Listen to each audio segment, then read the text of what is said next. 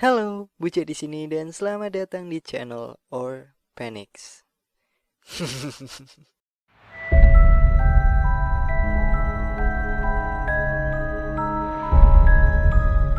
Ya, apa kabar kalian semua? Semoga baik-baik saja dan semoga tidak banyak hal-hal yang menyebalkan sehingga mengganggu hari-hari kalian. Oke, jadi di sesi Dark Side kali ini saya akan sedikit mengulas mengenai serial killer yang bisa kita sebut sebagai pembunuh berantai. Pembunuh berantai merupakan seseorang yang melakukan serangkaian pembunuhan hingga memakan korban ya sekitar 3 sampai lebih dalam kurun waktu yang berbeda dan secara beruntun. Ada data yang menyebutkan bahwa perbuatan ini biasanya dilandasi oleh adanya motivasi psikologis. Bahkan beberapa hipotesis menyebutkan kalau kebanyakan pelaku pembunuhan berantai ini cenderung mengalami gangguan kepribadian, ya semacam kelainan mental lah. Dalam sejarahnya yang cukup panjang, sudah banyak terjadi kasus-kasus besar terkait pembunuhan berantai. Dan banyak pula yang sudah berhasil diusut tuntas oleh pihak kepolisian. Akan tetapi, ada juga beberapa kasus besar terkait pembunuhan berantai yang bahkan sampai sekarang belum berhasil diusut sampai selesai dan akhirnya menjadi misteri yang cukup panjang. Dan berikut adalah beberapa kasus yang menjadi misteri sampai saat ini. Yang pertama adalah kasus dari The Moonlight Murderer atau bisa disebut Phantom Killer. Phantom Killer beraksi di daerah Texarkana, Amerika Serikat mulai dari 22 Februari 1946 sampai 3 Mei 1946. Namun meski terkesan cukup singkat, Phantom Killer berhasil menciptakan teror bagi warga Texarkana.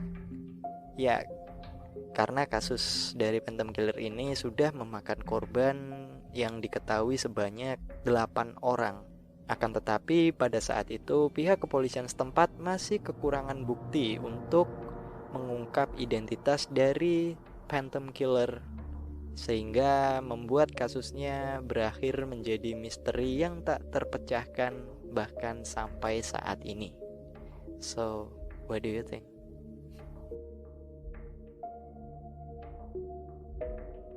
Kasus berikutnya adalah The Axeman. The Axeman diketahui beraksi pada bulan Mei 1918 sampai bulan Oktober 1919. Ya, dalam kurun waktu setahun lebih, The Axeman sudah membunuh sebanyak 12 orang pria dan wanita. Namun, ada fakta yang cukup menarik perhatian dari kasus ini. Karena di X-Men ini disebut-sebut tidak akan membunuh orang yang rumahnya sedang memutar musik jazz. Bahkan sampai-sampai ada juga yang menganggap bahwa teror dari The X-Men ini hanya sekedar untuk mengangkat reputasi musik jazz atau menaikkan eksistensi dari musik jazz itu sendiri. Dan tak jarang juga ada yang menganggap bahwa kasus dari The X-Men ini cuma rumor belaka, nggak ada kebenarannya gitu. Akan tetapi ada juga yang percaya bahwa teror dari The X-Men ini benar-benar terjadi.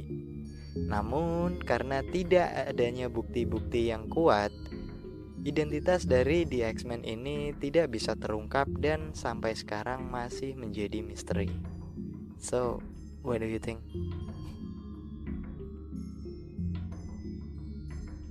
Kasus selanjutnya merupakan kasus dari Charlie Chaplow.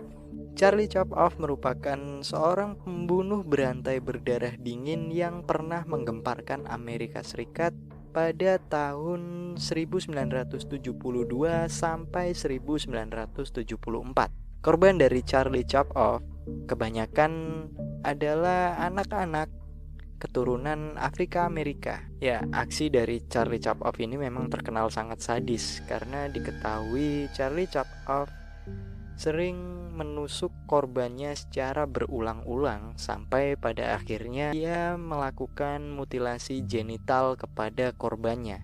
Dan lagi-lagi karena kurangnya bukti yang kuat, pihak kepolisian tidak bisa mengungkap siapa sebenarnya identitas dari Charlie Chaplin.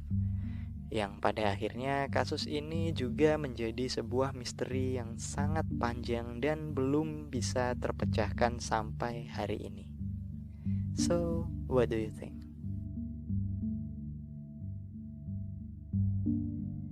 Ya, kasus selanjutnya adalah kasus dari Jack the Ripper. Ya, untuk kasus yang ini tambahan aja sih, karena ya, personally aku suka banget sama karakter Jack the Ripper. Anyway, Jack the Ripper ini merupakan sosok pembunuh berantai yang sangat legendaris di London, Inggris. Kasus dari Jack the Ripper ini terjadi di tahun 1888, yang mana kebanyakan korban dari Jack the Ripper merupakan seorang wanita yang bekerja sebagai wanita panggilan. Ya, Jack the Ripper ini memang dikenal sangat sadis karena Jack the Ripper kerap memutilasi korbannya, dan bahkan beberapa fakta menyebutkan kalau Jack the Ripper juga sampai mengambil rahim dari para korbannya. Dan saat penyelidikan diketahui bahwa potongan-potongan tubuh hasil mutilasi dari Jack the Ripper ini terlihat sangat rapi gitu. Sampai-sampai ada yang mengindikasikan bahwa sosok dari Jack the Ripper ini merupakan sosok yang memiliki background pendidikan mengenai anatomi tubuh manusia. Ya, setidaknya sangat-sangat paham mengenai anatomi tubuh manusia. Namun, lagi-lagi karena kurangnya bukti, kasus dari Jack the Ripper masih belum bisa terungkap, bahkan masih menjadi misteri yang cukup panjang sampai saat ini.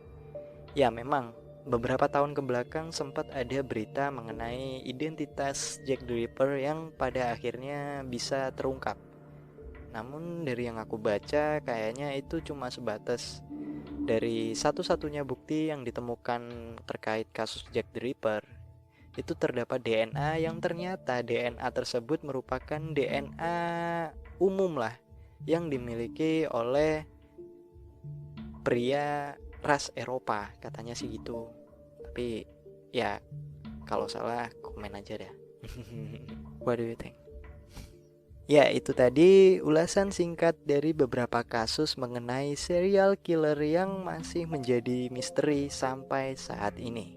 Jadi selama aku baca-baca mengenai serial killer atau pembunuh berantai, ada fakta yang menyebutkan kalau pembunuh berantai cenderung mengklasifikasikan target yang akan menjadi korbannya. Hal ini tentunya dimaksudkan sebagai sebuah tanda atau semacam ciri khas dari pelaku. Ya, bisa kita lihat dari kasus Charlie Chaplin yang mana dia menargetkan anak laki-laki keturunan Afrika Amerika, atau Jack the Ripper yang menargetkan wanita panggilan. Dan sebagai tanda seperti yang banyak di media bahwa Jack the Ripper juga mengambil rahim dari korbannya. Juga Charlie Chaplin yang cenderung memutilasi korbannya secara genital. Mengapa demikian? Ya, karena ada fakta yang menyebutkan bahwa pembunuh berantai ini cenderung memiliki sifat yang narsistik. Ya, jadi dia sangat ingin mendapatkan eksistensi dari apa yang dia lakukan. Ada juga fakta yang menyebutkan bahwa sosok pembunuh berantai ini merupakan sosok yang terbilang cerdas atau bahkan jenius. Hal ini disebut-sebut karena tindakannya yang meminimalisir adanya bukti atau bahkan meniadakannya sama sekali, sehingga membuat pihak kepolisian cukup kesulitan untuk mengungkap identitas mereka, yang pada akhirnya membuat mereka bisa dengan leluasa melakukan aksinya sampai berulang-ulang kali. Ya, jadi itu tadi ulasan singkat mengenai serial killer atau pembunuh berantai. Oke, semoga kalian semua enjoy dengan ulasan singkat kali ini. Dan ya, terima kasih banyak buat kalian semua yang udah nonton video ini dari awal sampai akhir. Jangan lupa klik like-nya kalau memang kalian suka video kali ini, dan share ke teman-teman kalian juga kalau menurut kalian mereka harus ikutan nimbrung di channel ini. Dan juga jangan lupa tentunya klik subscribe bagi yang belum, dan bagi yang udah jangan lupa juga klik loncengnya agar kalian bisa dapat notifikasi kalau channel ini upload secara tiba-tiba. Apa-apa. Ya udah. Anyway, ya terima kasih banyak buat kalian semua yang udah support channel ini. Dan ya, ini aja dah. Thank you for watching and see you next time. Dah.